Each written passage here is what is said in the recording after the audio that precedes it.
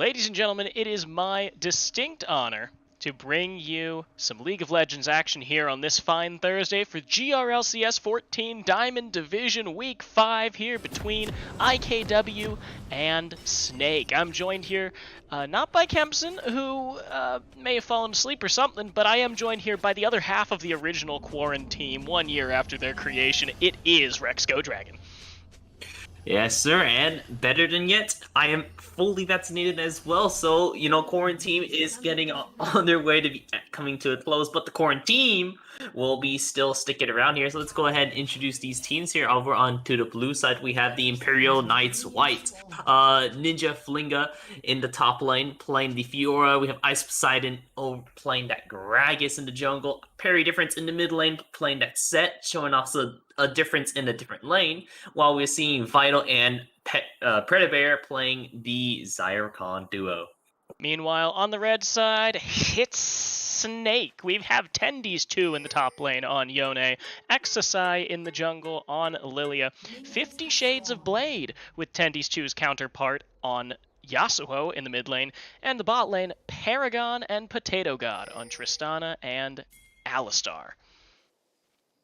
Yeah, pretty exciting to see. We're going to see, a little bit of a we've seen like a little bit of team synergies already, Zyrcon duo, lore synergy at the very least. And then we have Tendies and 50 Shades of Blade also with the lore synergy. They have some built-in synergies in their kit here, but we'll have to see how well each of these teams will do, especially against like 50 Shades of Blade, who's been actually playing Yasuo every game for this season. So far, no one has been banning it out.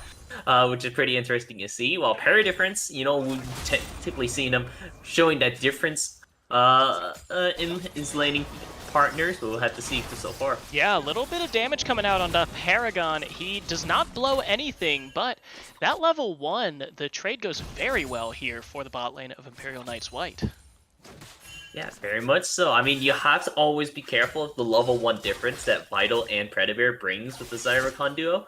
Xayah and Rakan, the synergy you would want to have, because Vital will take W level 1, so then you had Predabear doing extra damage, Vital doing extra damage along with the attack speed, alongside of, having a little bit of extra dash range, not at level 1, but at level 2 whenever he does pick that up, or at level 3, depending if he wants to grab his E or his Q beforehand. Either way, a lot of good synergies of really strong early game dominance with Vital and Predabear in these lanes right now. And you can see already it's paying some dividends. They managed to shove that wave into turret. They get a Paragon to miss 2 CS, and now it looks like they're going for a repeat, pushing it in, and hopefully going for more turret damage here, and maybe they could get that first turret plate so coveted here by the Xayah.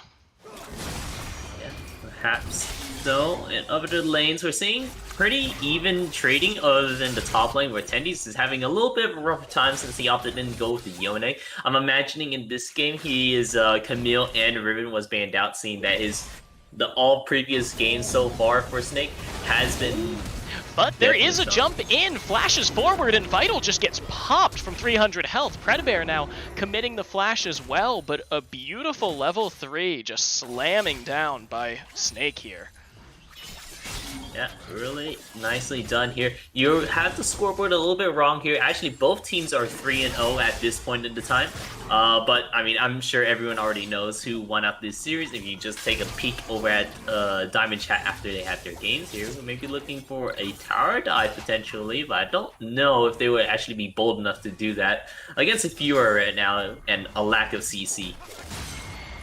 Yeah, and I do want to talk about these mid and top lane matchups, because Parry Difference, if you caught your little comment, is usually a top laner, but gank in the mid lane, and Parry Diff under the turret, knocked up, barely gets the haymaker, but it's not enough as 50 Shades of Blade finds that Yastiff in the mid lane.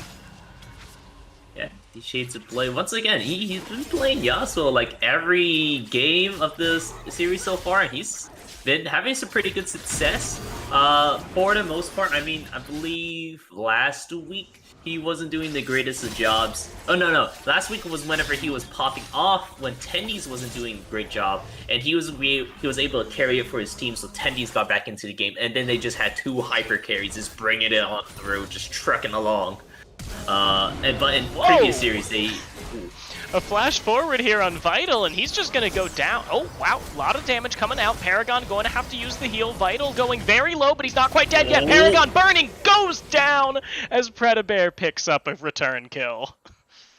That lasted a lot longer than I thought it would actually was going to. Vital somehow lived that long in order to get Paragon that low. Unfortunately, does end up falling there. I don't think the heal was quite strong enough in order to finish up there. Resets might have not just been in order for them to really get the most amount of power they needed in order to try to fight him in that situation, as well as Predabear just not being in the area so far. But man, Tendy's trades here are just kind of filthy. He took some very good trades in the top lane, but he did force Ninja Flinga back, and now the Lilia coming in for the dive on the bot side. Level 4 here for the bot lane, so no ults available. Predabear, he's going to try and keep Vital alive, but it's not enough. Paragon jumping in, jumping out as he finds himself a kill, and they are looking for more. Gragas is here. He is coming around, but so is 50 Shades of Blade. Now Paragon, he is going to find that kill as Potato God tanks turret. Paragon now taking another turret shot as Ice Poseidon jumps in, but he will live on a sliver of health. Live on a silver health, indeed. It's going to be quite a pretty good engage over in the bot lane there, where we just saw. Pretty nicely done over the, for that tower dive. You know, typically you don't see that, but XIV hitting that level 6 was a pretty good one in order to set up there, especially with the Alistar going in there. He wasn't level 6 there, so he couldn't be exactly the tankiest boy under that tower, but nonetheless, he was able to get that good knock up in order to get a bunch of damage over to Vital, and the Paragon rocket jumping in, finishing up those kills, is going to be putting him up over at the 3-in-1 spot now. Really good position to be in. As a Tristana, you kind of can snowball lanes with how strong you are with which consecutive items. Also with the newer meta where you go with the Halo Blades rather than press attack, which has been forever. So really excited to see how Paragon's going to bring their sort of power into this lane now. And we will also have to see how Potato God, Paragon, and also XIV in this jungle are going to move around and either use that to their advantage, but meanwhile, there is going to be a 1v1 here. Tendy's, he uses the Unsealed, but he's going to have to flash forward. Now, Ninja Flinga, he's out of mana, but Tendy's is down as he flashes right into his death. Yeah, it was a really close call right there in the top lane. It was almost a kill there because he did. If you saw, he flash Q'd. Unfortunately, Ninja Flinga was out of position, or not out of position, but away from the Q, further enough away, so he wasn't going to be instantly stabbed by that. And because of that, it just allowed an opportunity for him to just get slapped down through those vital points and just falls right there. That Swirl Seed barely dodged away by parry difference, and it looks like XSI, he's just kind of farming his way around. Gragas is down by about 1 camp, but overall, it looks like Imperial Knights White, they are down a little bit of gold, 2,000 here at 8 minutes, but that's pretty much all centered around that bot lane where we've got the 3-in-1 Tristana, who's now building up a CS lead while he unlocks this Alistar to roam around the jungle. Yeah. Paragon right now pretty strong by himself. They're looking for yet another gank in the mid lane though, man. And I mean, I can't fault him. You've got a level 7 Yasuo, you've got Potato God, who, he doesn't have his ult yet, but you don't really need it to hit that combo on Alistar. And it is going to, it's an instant kill pretty much if you manage to get your hands on a last breath headbutt pulverize.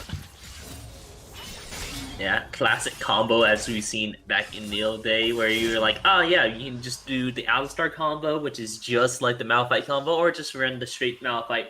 Now, Yasuo has a new brother, literally and metaphorically in command for these team fights. And the brother, he's dueling, but he will actually force out the Grand Challenge and the Exhaust. So a ton of resources burned here by Ninja Flinga.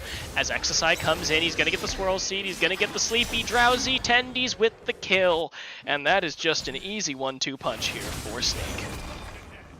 Yeah, really pushing a lot of their advantages here. Now in the mid lane, they're looking for possibly something else, but not seeming like they'll be able to do anything. Ice Poseidon finally looking for a gank here, but not being able to find anything for himself either. You know, He has been in the jungle for quite a bit here, but we see XSI also been in the jungle for most of the part of the game, but also, still ahead of CS, and he's getting pretty successful ganks off. Sometimes not successful, actually seeing like he was in mid lane like 5 times and got only a couple of them to actually go through.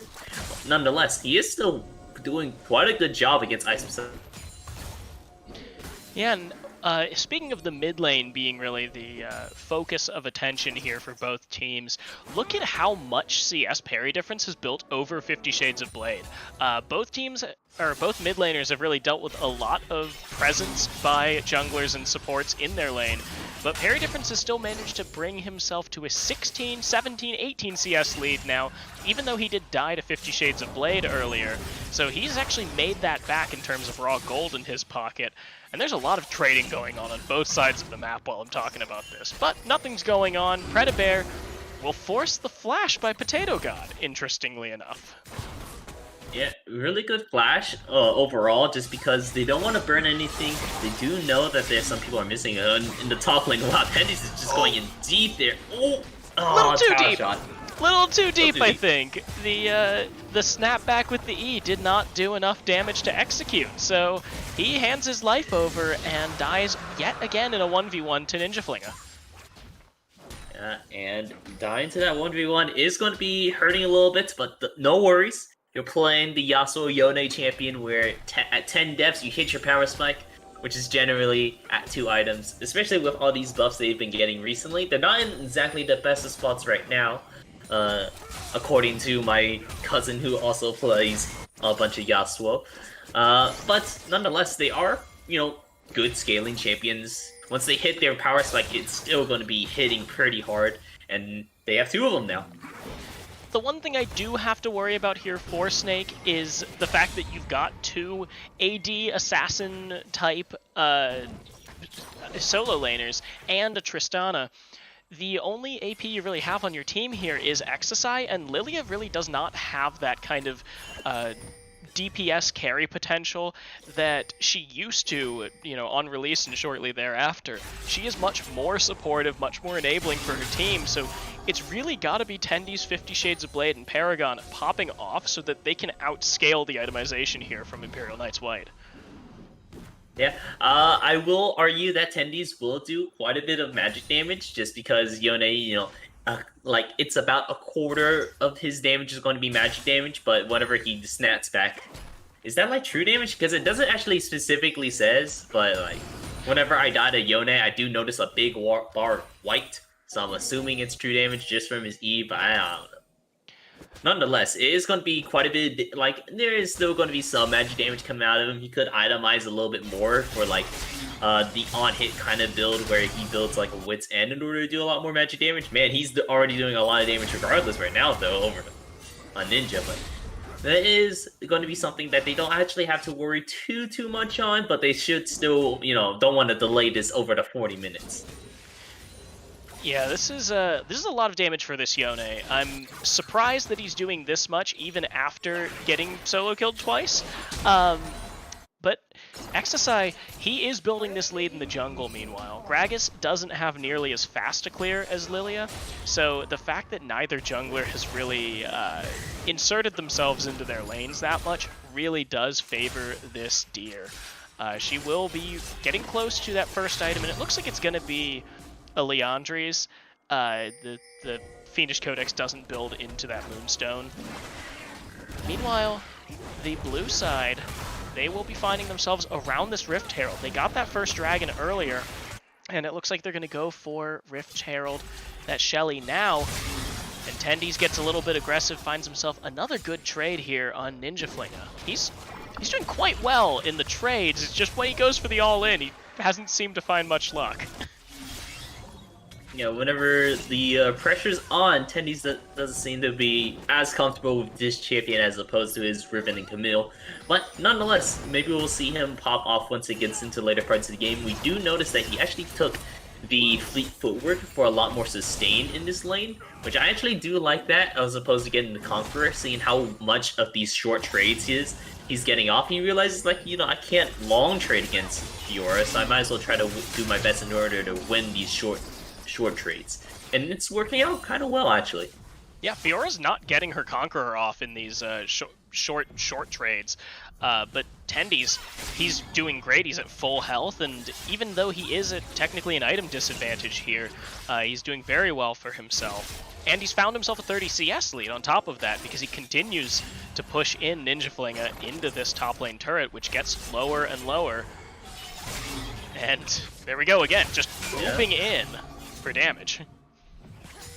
It's quite crazy to see Yone actually just going in there really deep in order to try to get these trades off and being quite successful even. Look at that, pushing in the Fiora off of her tower and just now proxying the wave to allow his minions to, you know, die out the tower and then have the next wave come in. So he's really enforcing that Fiora really can't get any farm here. Who actually took the exhaust, which is pretty interesting. I know you mentioned it earlier, but it did not process in my mind that she had exhaust. Which is a little interesting, I would say. It was definitely, definitely the 1v1, you pick it for that, and you don't really expect to use it in many other situations. But now, XIV, he actually flashes in. He does get the sleep off, but there's no follow-up here by his team. Teleport coming in for Tendy's, 50 Shades of Blade. He's got that knockup available, but he's not going to find it on anyone. Parry difference now fighting Tendy's, getting into the 1v1, ults Alistar into the back, but he dies before he can get the Haymaker off. Now Yone with the Fate Sealed coming through. Vital taking damage from Tendy's. Tendy snaps back, and now 50 Shades of Blade chasing down. He has used the last breath, but he's still got a lot of damage for this Yasuo. A double kill for 50 Shades, and Ninja Fling is just caught in the middle of it. It's 3 for 1, and if this Fiora can get away, he will manage to keep it there. But a huge team fight win for Snake. Yeah, there are ahead in kills, and he's making sure he really makes sure that the Fiora isn't sticking around in any precarious spots. Going to be using that Eve. This is going to be the dragon coming over with them, and that means it's going to be an Infernal Rift this game. Blue team has spawned the Rift Herald in the mid lane. It is post 14 minutes, so it's not going to be as potent as it would be pre. Don't really get those turret planes, but nonetheless, still going to be useful in order to get a charge off to get a tower pretty low. Yeah, it will soften up that mid lane tower, but meanwhile, on the bot side, Tendy's letting his team just take down that Ocean Drake. He will get the second turret for his team and stretch this gold lead to 5k. So this was, a steadily, slowly increasing game. Went from about 2k, 2.5, creeping up, but now 5,000 after that big 3-for-1 team fight that Snake took. They are doing quite well so far. 9-4 in the kills, 2-0 in the towers. And now that we've hit those level 2 ultimates for the solo laners, we might be seeing a little more of those as we come up. But 50 Shades of Blade, he's going back in. He's a prophet. He gets ulted right out, though. The Immortal Shield Bow will not be enough to save him. Shutdown coming through for parry difference, who's chasing down Paragon. Now the flash forward by Ice Poseidon. They're going to find Potato God. He's just going to get beaten down. Vital taking the kill credit on that one. Paragon going very low. No mana. He can't do it. Now Lilia, she uses the ultimate, but parry difference is going to pull that deer back in. He's looking for the hunt. Now Tendy's coming in, forcing flashes. That E is ticking, however, and he will snap back. They try to find something, but Snake will give up 2 and take no kills in return. Yeah, Imperial Knight's White, nice flash coming out of there, because we saw Tendy's, he only got 1 Q off beforehand. He goes ahead and used the Soul Unbound. Because he wasn't able to get that secondary dash off, so dodging his ulti wasn't a very important dodge there, because if you didn't dodge that, it would have been a chain of just unscapable CC for Tendy's, being able to just really push one forward. So, nice dodges there. Really good fight from them as well, taking down the Yasuo early in that fight, who is enabling a lot of this, being how much damage he can do, or dish out in these fights, and not letting him be ignored in this fight is going to be a pretty good one for Imperial Knights. Whites do have to be careful though, because there are still two other hyper carries that are on the come up. Paragon already at 1 item, looking to build up that. I believe that's going to be a rapid fire cannon. No. BF sword. It's going to be a Storm Razor, which is still a very strong item as well. Being able to just slow them down so they can't escape your bomb toss as well. Really nice itemization. Going to have to be careful of that as well. Yeah, I am looking forward to seeing what Paragon does with this Storm Razor once he finishes it. But I want to point out in that fight, you know, you said you have to watch out for those hyper carries, but when Tendies is away and 50 Shades of Blade has just jumped into the middle of the team and gets CC'd to death, Paragon is the only one left here, and he's just a Tristana. Tristana can do some crazy things with the resets, but if he doesn't have a front line or any kind of peel, look at all of the CC on the side of Imperial Knights White. You've got Ninja Flinger, who wasn't in that fight, but still has the riposte, Ice Poseidon with 2 different CCs, parry difference, and Predabear with the knock-up and charm. So Tristana really is going to live and die by, by the ability of Imperial Knights White to take down and lock down this Tristana just with pure CC. Yeah, and we will see if they have any luck in order to do that. But for now, we're just going to be a little bit of a scaling game here with the Snakes at a little bit of an advantage right now. 4k in the gold lead, that's about an item's worth. So it is something to be on the lookout for. Yasuo and Yone on the come up in order to pick up their second power spike here. 50 Shades of Blade also not opting in for the BF sword, but instead of opting in and for the Zeal, which makes me think he wants to go and build a Phantom Dancer, possibly. I'm not exactly sure what else would build into the Zeal that he necessarily wants at this moment. I'm a firm believer of it's the IE second, just because it's a huge power spike as opposed to like pretty much any other crit items. But nonetheless, he is the Yasuo main here. I am not a follower of such, so I don't know exactly, but maybe in this situation, having a little bit more attack speed in order to get these max CDR Qs is going to be a lot more to prioritize rather than just going for the raw damage of an IE second. Yeah, I'm interested to wonder if he coordinated this with Tendies at all. You know, Tendies is going for that Infinity Edge second, like you said, the massive power spike here. But maybe 50 Shades of Blade, he's taking this opportunity to go for something with a little more value in the long run, something that's going to help him, I don't know, clear out waves if he's really looking for Q cooldown reduction, or if this is just a personal preference thing. There's a lot that you can do with 2 champions that have such similar build paths, but now, parry difference, he sees the Lily coming through, and he's actually going to ult himself away. The Haymaker comes through, but it's not going to do enough damage. Paragon is on a rampage, and now with 1 pick, Tendies 2 going to teleport back to deal with this Fiora, who does not have the teleport. So the top laners have been taken into their own personal fight. It's a 4v2 now on the map as Vital goes into the mid lane. He's going to take that down. Red team takes the dragon. Ice Poseidon tries to do what he can, but he cannot steal with that explosive cask. Imperial Knights White, they know what they've lost, and they know that they just cannot contest. They will back off and give over the second dragon. And they are just going to be backing off here. Good on them for not, forcing anything further for that dragon fight. If they were to, is a little bit of a disadvantage they would be fighting at. It's, Snake is pretty strong right now. Once again, Tendies at his 2-item power spike. 50 Shades of Blade looking on to come up for Garing it. He's only not there just because he is 50 CS under Tendies, who's has been farming really excellently now, almost at 10 CS per minute. So it is going to be something you need to watch out for, because these power spikes are going to keep coming in, while Vital, who's going to be like a lot of your damage right now, is not going to be hitting the same power spikes as them. Usually ADCs hit their power spikes at 3 items, just because that's generally when you build an IE. Sure, you can delay that for yet another item, but still 60% crit means that you'll be critting more often than not, which is a pretty good power spike in itself. So we are going to be looking to see whenever Vital does pick that up, we have to watch out for him being a key component. And I want to see what Tendies does here as he goes in against Ninja Flinger, going to dodge away, but he still gets stunned by the riposte. It comes out and he gets the kill! The lifeline from the shield bow is going to save this man's life. And that was through the exhaust.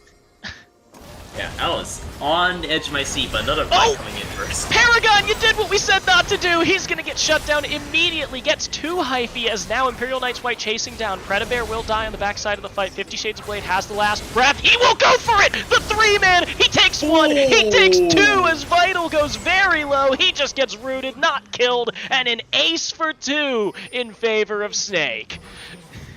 That was quite the bait from the bot lane, you know, Paragon jumping in there. Unfortunately, like you said, not what you wanted to see coming out of Paragon, but nonetheless, he still had Potatoes God doing a good job at providing those knockouts for 50 Shades of Blade. Didn't necessarily ult off those knockouts, but 50 Shades of Blade still getting his tornado off on all 3 numbers for Imperial Knights White, and then finishing it up with the last breath with Exorcise perfectly. They're all in line for that 1Q, the true damage, plus the magic damage, plus the burn, hitting all of them. Really well done, and that little knockup extension definitely did help out in order to line that up for them. Really winning out that fight there, really pushing out their gold lead. Still back at the 4K, about 4.5 now, which is like an item plus if you wanted to build a Lost Chapter. Pretty huge, but nonetheless, not out of this game just yet, because we still have pretty good scaling coming over from the side of Imperial Knights White. I mean, Fiora late game parry, and then Set late game, also very scary alongside of Vital.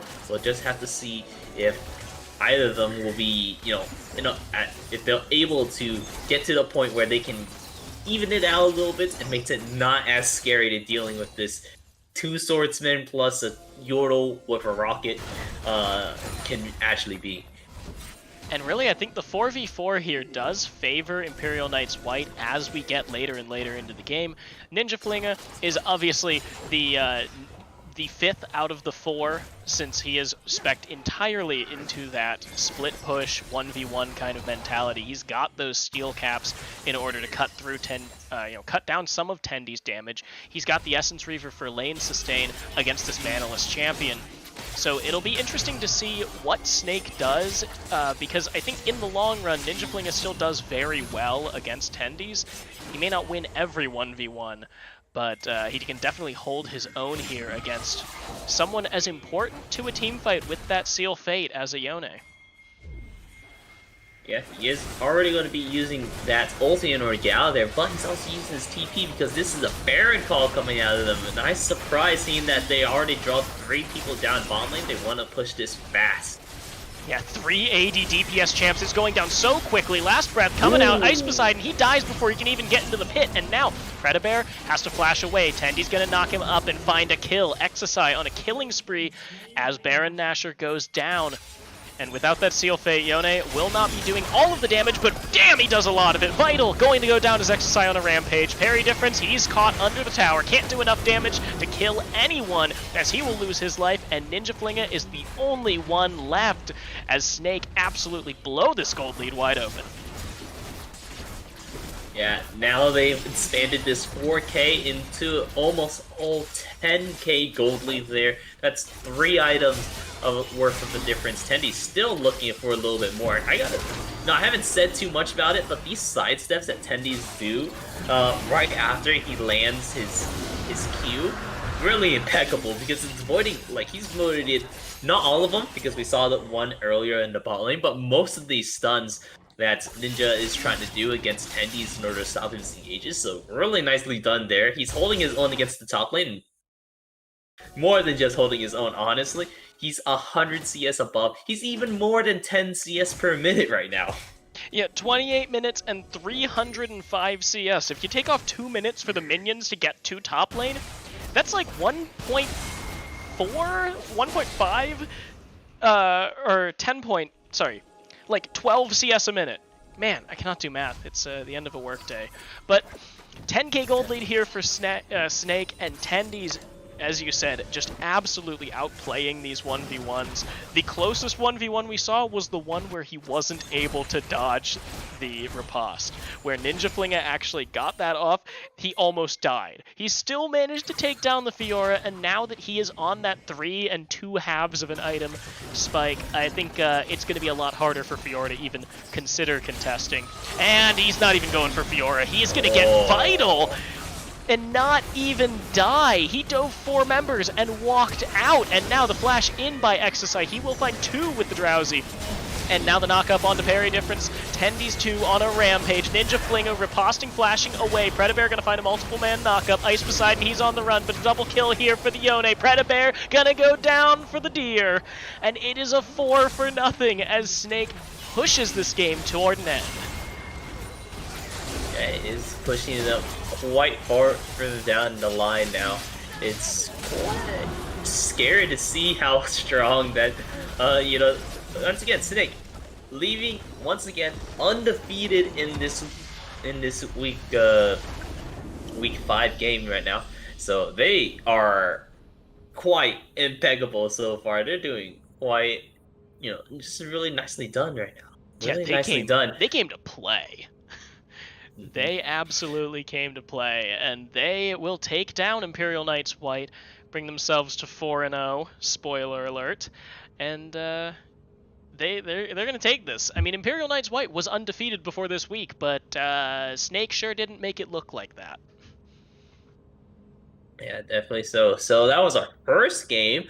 Let's we're going to be right back. We're going to set up that next game here, which is going to be. I have to check these notes real quick. Don't worry. The next game is going to be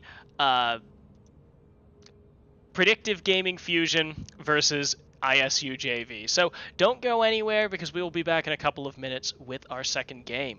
See you then. See ya.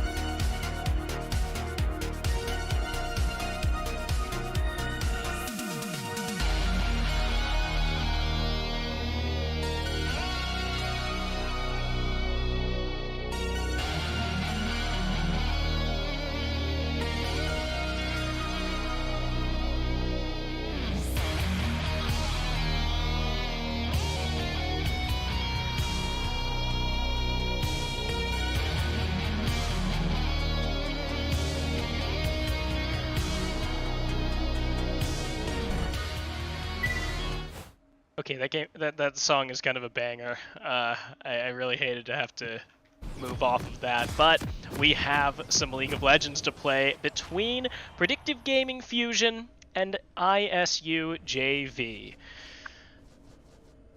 Yeah, it was a pretty insightful game we saw between Imperial White Knights and Snake, but now we're moving on, like you said, over to the Predicted Gaming Fusion as well against the ISU JV. Over on the blue side, we have Predicted Gaming Haruki playing the Scion in the top lane, Jaw in the jungle playing the Hecarim. In the mid lane, we have Japania Fan, shout out to Shifter, playing Seraphine. And then for the bottom lane, we have Quick Slice and Shukran playing the Sivir and Rel. That's her name.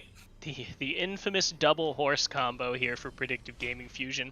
Meanwhile, on ISU JV's side, we've got Hankster 2002 playing Wukong in the top lane, Riddy in the jungle on Dr. Mundo, Sudden Carnivore in the mid lane playing Corki, and in the bot lane, VBU High Legacy and VBU Clutch on Jin and Blitzcrank. Yeah, it is going to be, another pretty big scaling comp coming out from the red side. This time is ISU JV, who are pulling out pretty big scalers. We're seeing both a Corki and Jin, who scales pretty well into the late game here, 2 ADCs, as well as Riddy pulling out the Mundo, who's just a big tanky boy that I doubt Japani fan is really going to be having a fun time with, just because of how well he can just run at them. Really goes where he pleases. Yeah, and that's why you gotta put him in the jungle, because if you put him in a lane, Mundo cannot go where he pleases. In the jungle, he's allowed to roam everywhere. But meanwhile, on the side of Predictive Gaming Fusion, we've got a lot more traditional of a team comp for the meta. You got that big hyper tank in the top lane, the double horse combo with the pair of ults, that massive Magnet Storm plus Onslaught of Shadows combo that is just so scary to deal with in the mid game. And then the Seraphine mid lane, just putting a lot of CC together to try and start these team fights off, and the 400 CS win condition. Sivir herself, just nice and safe against this Blitzcrank.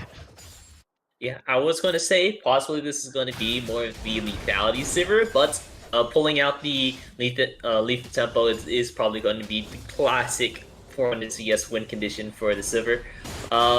Just scaling hyper into the late game here. A lot of AoE damage coming out from predictive gaming right now. You're seeing like huge combo coming out from Shukran just using the Metal Storm or Magnetic Storm. I forgot the name of it. But Magnix.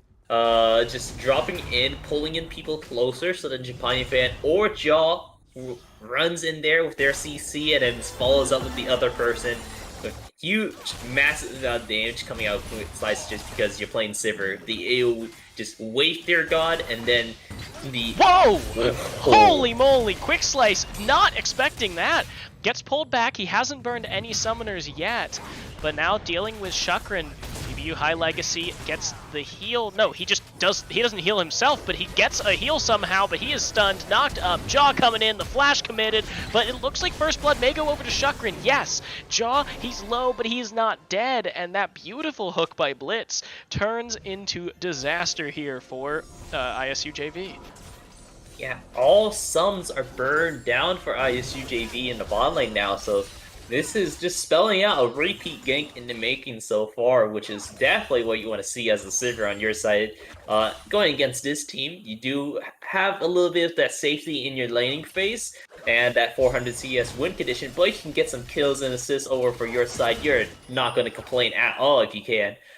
Just being able to get a little bit more, getting you to that win condition point a little bit faster. I'm sitting here thinking like, oh man, Sivir's gonna have a really tough time here, even with the spell shield against Blitzcrank. It's just a lot of lockdown here, Blitzcrank, Jin, and then that happens. Quick Slice gets himself, well actually he doesn't even get an assist, but still, he gets the kill. His lane gets the kill against High Legacy, and now a 10 CS lead here for the Sivir. And it looks like she may be going back and picking up almost a full Noon Quiver right now. No, Pickaxe actually. Pickaxe and some control wards. Yeah, opting in for the Pickaxe plus control wards is still a pretty good buy. More AD for you. Definitely going to be more than what High Legacy can dish out at this moment, at least. And it's still going to be quite nicely done for them. You're going to be able to way clear a little bit easier with that pickaxe extra AD damage. Yeah, I say only a pickaxe, but a pickaxe at 5 minutes here. A 25 AD versus High Legacy's 10 AD and some brown bag boots. He is even in CS now that the Sivir has come back, but Sudden Carnival, wow. Going very low against Chapanya fan as Hankster also going very low, but he's bringing Hyruki down as well. The Conquerors are both proc and the minions are on Hyruki, but Hankster taking a lot of damage. One more auto attack from either side, and Hyruki, he grasps down the monkey. Monkey down. Unfortunately, it looks like Hankster was pushed up a little too far there, a little too big for his britches. But speaking of too big for his britches, it looks like there goes High Legacy. Yeah, High Legacy getting knocked back, and one more auto attack from that. Oh, Hecarim dodging away from the Blitzcrank, and now the teleport coming in from Hankster and Sudden Carnivore. They're going to find Jaw. Hankster chasing down Quick Slice, but they're going to move on to Rel instead. The unstoppable onslaught coming through, but Hyruki may have bit off more than he can chew because it is a 4v2 here in the bot lane. Hyruki going down as Wukong puts himself down. Hyruki, the zombie from Beyond Death. Flash from Riddy. And Quick Slice barely dodging away from Sudden Carnivore's Phosphorus Bomb. It is a 3 for 2 in that team fight, with High Legacy getting picked off earlier. Yeah, it is going to be a 3 for 2. It looked like a pretty good gank coming out from Jaw there, but kind of turned sour at the end just because, you know, we saw literally the full team rotating. This is the team I dreams of in my solo queue where I'm playing in the bot lane, just the entire team coming to my rescue, or at least avenging my death there. Really nicely done coming out of them. Man, you better shut up about wanting more 5-man bots. I like myself a nice, calm, easy lane phase. Don't you ruin it now with your 5-man bot lanes. No, you know, sometimes you just get... I don't traditionally play a lot of bot lane, but nonetheless, whenever I do, I get so bored just focusing, trying to CS. I want something to happen that makes me not look at the CS instead of just like stare at the minimap so I can watch as 5 people just travel from all their respective lanes to the bot lane in order to try to get something down, get a nice double kill, because, you know, if you go in any other lane, it's like 1 kill. You go into bot lane, that's 2 at the minimum. And now Chapanya fan getting some damage off against Sudden Carnivore. That Encore coming out doing a lot of damage, and Sudden Carnivore just dies. Magical Girls beats a absolute missile barrage here. Yeah, absolute missile barrage. Not going to be able to dish out enough damage here, but that's typically what kind of Corky wants. Not exactly dying, but a sort of scaling laning phase so that he can get his items here. I'm curious which one he's going to be looking to pick up. I think with his items right now, he's looking to pick up an Essence Reaver, and then after that, it's probably going to be like the Immortal Shield Bow. Maybe Kraken Slayer to deal with Hyruki, since High Legacy can't necessarily deal with Hyruki as well. So I would be interested to see that happening. Yeah, it looks like Hankster can barely deal with Hyruki either, as he's going to get solo killed again. The turret shots coming in clutch there, but Sudden Carnivore has the package. He's moving in. He's got that extra long Valkyrie, and he will jump on top of Hyruki, who does not have the ultimate anymore. He flashes the Valkyrie, and he will be able to get away from the Corki. Yeah. Able to burn a flash there from Hyruki is going to be pretty good for them. I'm saying pretty good for them quite often so far, so I'll try to think of some other words, but Hankster not having to worry about the flash anymore is going to be putting himself a little bit at an advantage just because his, you know, TPs are at about the same CDR right now, but his flash is going to be coming up a lot sooner. High Legacy just dropping down a minefield in that bot lane, and, you know, I still don't see Jin's pick up E until they absolutely have to, like level 8. Or a level, no, not at level 8, but level 11, I think is when you absolutely have to. I mean, that's where it comes in handy here, as Quick Slice will pop one on his own. The curtain call's available, but it won't be finding any kills, especially with Jaw waiting in the wings. They will be moving toward him. They see the Gromp is being taken. VBU clutch. Moving forward, but he doesn't have ultimate. He will not pull that Hecarim. And even if he did, I don't think it would go super well for the underfed Jin. You know, I gotta say with VBU Clutch, he has a pretty apt name. Every time he throws out that hook, I'm flinching myself. It's like, oh, is there going to be another fight? Is he going to land these insane hooks? And And sometimes he does. We saw that for level 1 hook. Or not level 1, but very early on hook. That first hook, like, was like, holy crap, this dude's the second coming of Mad Life. And then I realized, oh, it's just, it's a blitz hook. It does that sometimes. But he's still been hitting them pretty consistently, pulling Shukrin in there and popping, what was it, like popping 4 different Lotus traps on the way through. We're looking over at the top lane here. It's really interesting to see that half the team's kills is concentrated over Haruki. We remember, I think it was like 2 seasons ago, where we all was like, ah, yes, Scion, brain dead top laner. If you ever want to just play, have a good solo queue games, just play Scion top. But that's 2 knockups now. Haruki going to not quite get the knockup on Hankster. The unstoppable onslaught coming through. Hankster goes down. Will Riddy join him? It will! It's a double kill for the dead zombie! What are you doing, man? I don't know what to say. Haruki's cracked!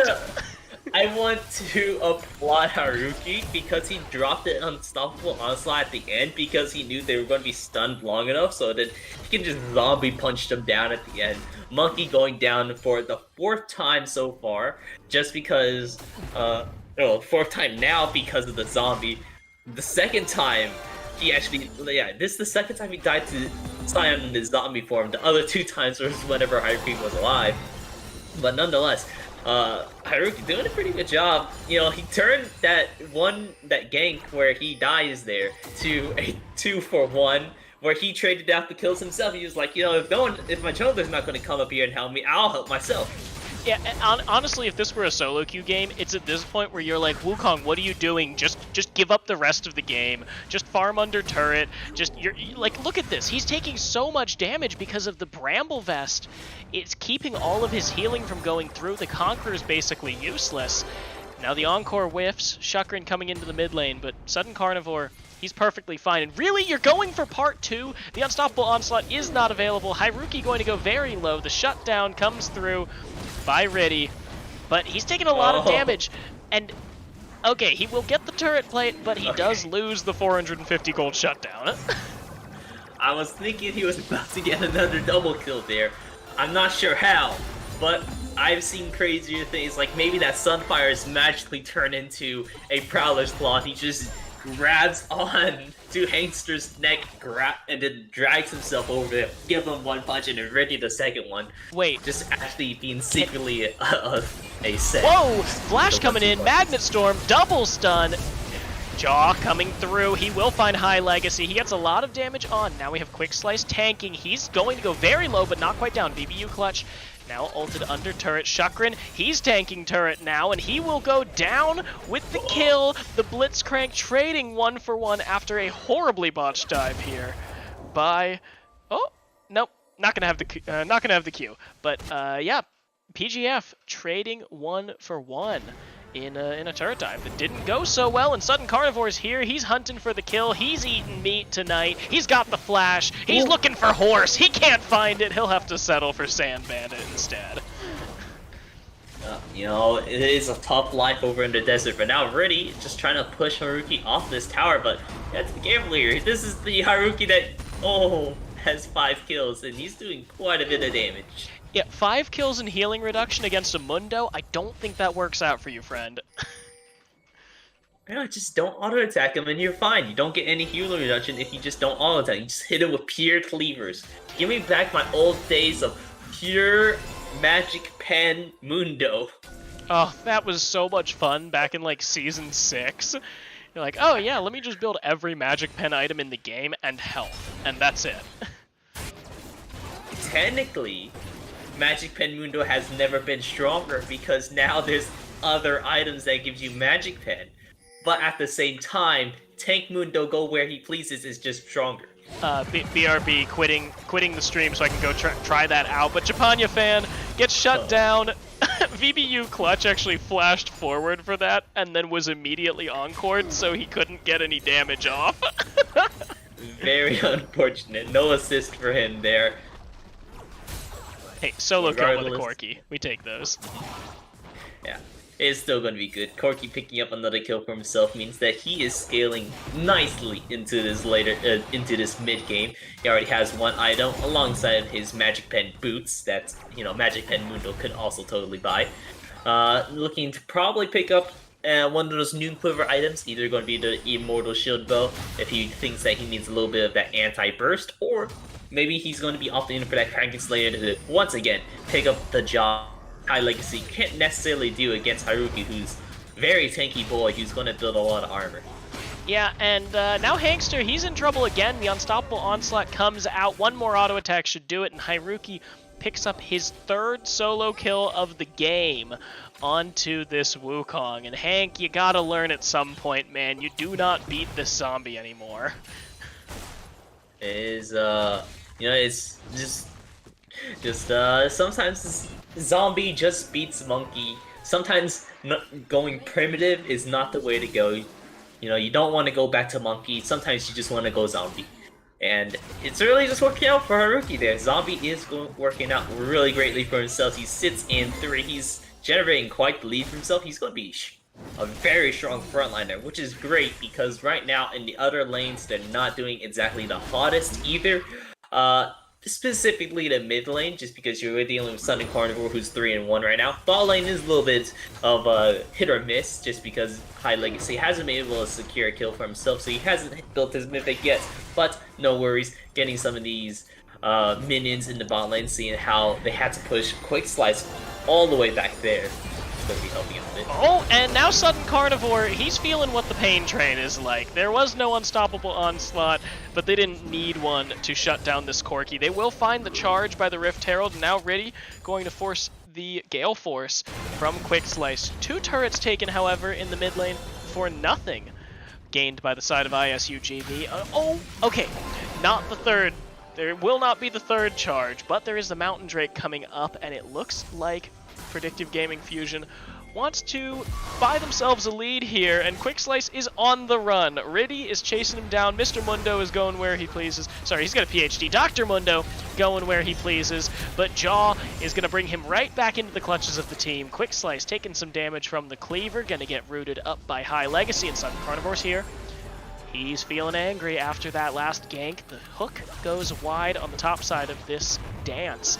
It's not really a fight just yet, but Jaw still has his ultimate, so he could just try and kick it all off. Drake is aggroed, now the jump in here. 3-man, 4-man knockup, but Shukran has already gotten Riddy. Hankster's in the back, but he doesn't do any damage. He's so weak. Quick Slice forcing the heal, but it's already a 1-for-0. No ultimates except for that curtain call on the side of ISUJV.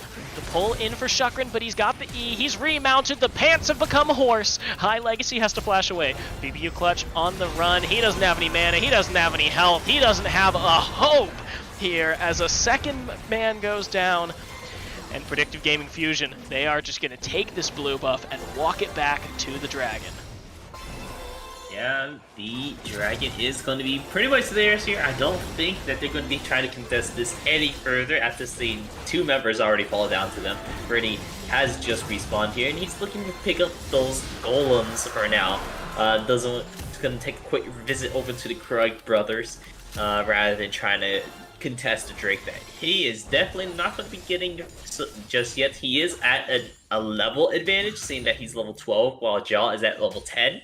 But he still has to make it past everyone else in order to try to get that dragon. So not going to be looking for that just yet. Just going to try to go back to his scaling game.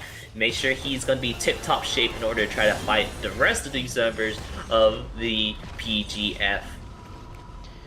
Very good long-form team fight taken there. They didn't push it too hard on either side. ISUJV backed off after they lost that hope after Riddy went down. But Predictive Gaming Fusion pushing exactly as hard as they needed to in order to secure this lead. And now they've managed to pull the gold lead to about 2.5k as they've got that 2-turret lead, the 1 Drake lead, and a couple of kills in their pocket. But this is the team whose team fighting will just get scarier and scarier. You've got the Seraphine with the Moonstone, and now with the Hextech Putrifier. Meanwhile, BBU Clutch, he's doing what Blitzcrank does, and Sudden Carnivore is cleaning up on it. Yeah, once again, another kill over to Corki is going to be doing quite wonders for himself here. Able to pick up a kill for him means that he's getting closer to this Immortal Shield bow, which is what he's going to be building, seeing that he has that Vampiric Scepter. It's going to be a nice mythic item for him to pick up here, so he doesn't get burst down if he is caught in this initial sort of chain CC that the PGF is running with their team comp. They're super AoE comp. The only way they can get any more AoE is if they opted in for like a Misfortune or a Xayah rather than Quick Slice, but not to say Quick Slice isn't good AoE. Regardless, that's off topic. Sunny Carnivore is going for that Immortal Shield bow, so he's doing quite well for himself. This is post-nerfs for the Immortal Shield bow, so it's not going to be a million healing, but bigger shield is going to be quite nice nonetheless. Actually, counterpoint, I didn't realize this game was on 11.5, so this is pre-nerf for the Immortal Shield bow. Oh, so just take everything I said back. You know, the Immortal Shield bow broken, you get, what, 27% lifesteal off of that item? It's kind of cracked. Yeah, it's cracked. Absolutely.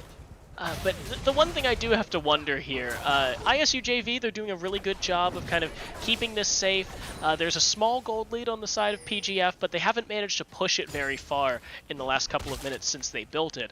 The only spot of worry that I have here is, well, the Flash Forced, Jaw moving around, the Unstoppable Onslaught, Mundo now knocked up, stunned, the pull coming in on Quick Slice, he's going so low, but he's not dead yet, and now Riddy, he has fallen. VBU Clutch has to flash away and leaving Sudden Carnivore out to dry. High Legacy, gonna do a lot of damage, but he cannot beat through this Scion. He's gonna walk right into the middle of the team. He finds Jaw, but he gives his life for it. VBU Clutch, he may have bit off a little more than he could chew in Sudden Carnivore.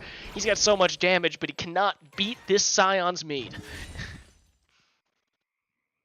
Moving on after that statement, yeah, Saya is just way too tanky. He's 7-3 now, on his way to build his second item, which I have no idea what it is because I have no idea what the Aegis built into. But nonetheless, he is quite the tanky boy, and a lot of damage is coming out from both Quick Slice, who was out of the fight early on, but Fan healing him right back up thanks to that Moonstone Renewer. If you saw how much health that Quick Slice had, even after getting bursted down, but still living on a sliver of health there, just throwing out the E's, throwing out the Q's, and then Quick Slice was like basically 80% HP at the end of that.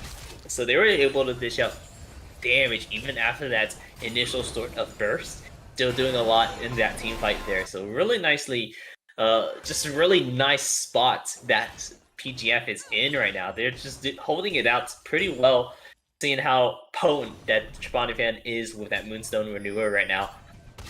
Really, keeping his team alive for these long extended fights. Yeah, we really do need to see more healing reduction coming out from the side of ISUJV. We've got the Bramble Vest here on Riddy, which will do a lot in taking Quick Slice, taking Quick Slice a little lower since he's got that Ricochet. But you're just missing that on pretty much everyone else because you don't want to be focusing the Mundo here in the team fights. Even if Riddy walks forward and takes a lot of damage like this, he's not healing nearly enough because Seraphine has made sure to get that Hextech Putrifier. It will be cutting his healing significantly. You gotta watch, however. That is coming up. The dragon is up, and Jaw is pulled in. Hankster jumps in with that ultimate. The Cyclone coming through. Jaw going to knock back Hankster, who ults a second time. But High Legacy is down. Hankster is down. And now the entire team of ISUJV is down. VBU Clutch getting chased down by the horse. He says, F the dragon. I want the Blitzcrank instead. His team will cover it up. And now, Predictive Gaming Fusion pulling ahead yet again in the gold lead. Yep.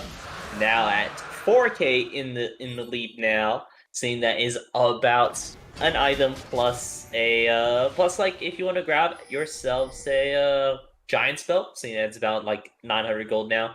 So quite a lead you've built for yourself. And speaking of giant spell, you having 2 Mountain Drakes under your belt means that you're quite the tanky team, especially with the Sharp Run playing the Rel. Having Mountain Drakes is just so much more potent because then whenever you're stealing those resistances, you're also increasing how much you have. So you steal like 10, but you actually gain like 12. Really nice. Predictive Gaming body blocking the curtain call, and they pulled the exact wrong guy behind the pit. They will just run right away. No free kills. as Predictive Gaming Fusion backs off after taking this Baron after a really good team fight. Taking Baron here means that they are able to look for really big pushes. Having a Baron means that you're able to, Kyrie right now, very strong solo laner right now. He could definitely just go into a solo lane by himself while the rest of the team tries to push down like bot lane, or I wouldn't say mid lane because it's already pushed down to Inhibitor's tower.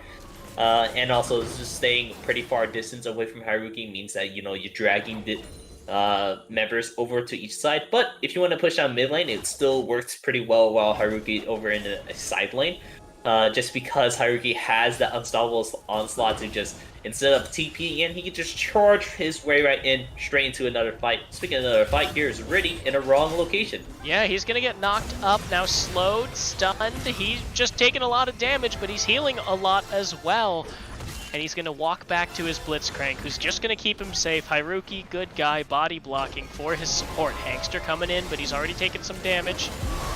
Now the ultimate comes in. Hankster already ulting, but there's so many people are being caught. Riddy, he's got a lot of health, but it will not be enough to stop getting cut through. Chapanya fan on a rampage as it's already a 2-for-1. It looks like Jaw is looking for more. He doesn't have the onslaught of shadows. And Quick Slice, he's pulled under the tower. He gets a lot of damage off, and it will not be it. It will be enough. The Boomerang Blade coming through, managing to trade that pull 1-for-1. It's a 3-for-3. Which, hey, if you're ISUJV, you take those. Yeah. This is technically not as bad as a 3v3 because you are able to take down a couple shutdowns as well, or at the very least you're able to generate some gold for yourselves to accelerate your gold leads. Son of Carnivore already having his Immortal Shield bow popped, so he won't be able to have that shield nor this immense life steal since we're on 11.5. Not going to be able to have that here against Haruki. Is going to be quite terrifying as well since Trapani fans here, but they're not pushing too far forward after getting that one tower. They'll take those. A 3-for-3 trade, but also taking up a tower is definitely still really worth for PGF. PGF here. And ISUJV, I mean, they're not unhappy about that. They take down 3 Barons. They pretty much stop the push except for losing that one tower. And now, Shukran taking a lot of damage, about half health, but he's going to be perfectly fine. Nothing burned on either side for that. Nothing burned just yet, at the very least here. We're still looking for another push. Here he goes. Yeah, Haruki does a lot of damage chunking that turret, and the Baron minions have just fallen down, but the Inhibitor turret has fallen as well. On the hunt, used by the Sivir, the Cyclone comes out, and now Shukran already down. Haruki, though, he's just too tanky to cut through. Sudden Carnivore, they've rooted Jaw, but Jaw, he's jumped into the backline. That Onslaught of Shadows is going to do a lot. Hankster, that's just the clone. I thought that he'd died, but now Riddy, he's healing back up. Haruki, he's very hard to handle. High Legacy, taking a lot of damage. He's going to go very low. He's going to go down. Haruki on a rampage now, and it looks like the team of ISUJV is routed. Riddy on the run. He's going to go down as well. It's a 2-for-1. The Inhibitor will fall in favor of Predictive Gaming Fusion. And it looks like the reset is coming through, except for Haruki. This man has balls of steel. He's 3v1ing under the Nexus turret. He's going to get the knock-up.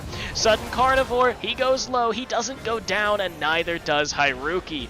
They're just absolutely shoving in ISUJV, waiting for this Dragon Soul to come up. Jaw, he gets pulled back. Oh. There's no follow-up from his team.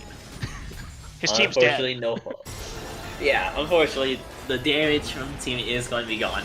So they don't have to worry about that, but yeah, it looks like this is going to be the Dragon Soul over for PGF here. Grabbing that Dragon Soul means that Haruki just not going to die anymore. The only times he died was in laning phase, and even then, he got kills off of that. I was going to say that he got more kills while he was dead than he was alive, but that is an absolute lie. He's still a monster alive as well as he is dead. So he's doing quite well for himself, having that gargoyles as well, huge immense shield, so he is not going to be falling anytime soon. And I believe this is this the patch that they've added the Serpent's Fang change? If it is, I would be interested in seeing that built, just because all this shielding that you see over on the PGF side, you see Sion, he has his shield, you see just the general shielding that Mountain gives you, that you could also reduce that technically. Just doing a little bit more damage at least onto it, so that you don't have to work on that forever.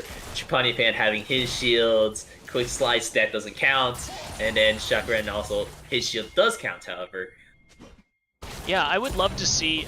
Honestly, if ISUJV were in a better spot here, I think a Serpent's Fang would be super valuable. Oh, there we go. That is a pull forward, but that's a better pull with the ultimate. Japanyafan unstoppable. Hankster going into the back line, but he doesn't have all that much follow-up on his team. Sudden Carnivore will find Chakran, but already ready. He's going to go down. He finds the shutdown on Japanyafan, however. So that is actually already a 2 for 2. Hyruki cannot continue to chase against Sudden Carnivore. ISUJV, they hold on for a little bit longer, but the Baron is up, and there is purple in the eyes of Predictive Gaming Fusion. Yeah, they do want to look for this Baron. Rudy is down, then not really a lot of ways for them to try to steal this Baron here. Sudden Carnivore is pretty much the only one with his big rocket.